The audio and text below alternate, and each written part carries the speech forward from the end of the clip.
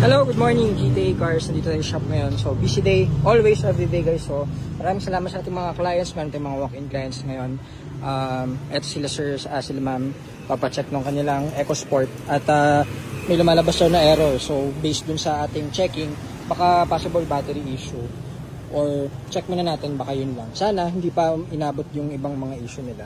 Yan, so, na-explain ni Mark mga kung ano yung mga common issues, tsaka causes kung bakit nagkakaganyan. So, meron din tayong releasing dito. Actually, ito unit natin to guys.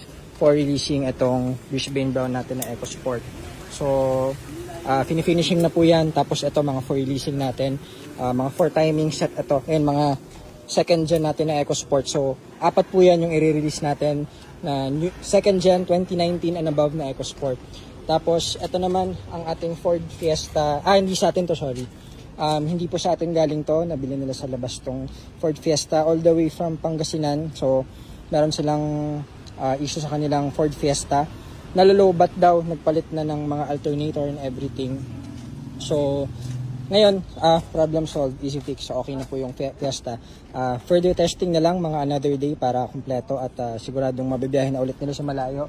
So, yun na lang. Tapos, siguro maglipat muna tayo ng kotse sa kabila kasi nga, daming tao guys, baka mapagalitan na naman tayo doon sa labas. So lipat muna tayo sa kabilang garahe.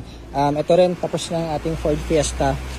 Sa atin din pinagkatiwala itong unit nila. So for release na rin to and further testing na lang. Pero ang ganda naman nakbo.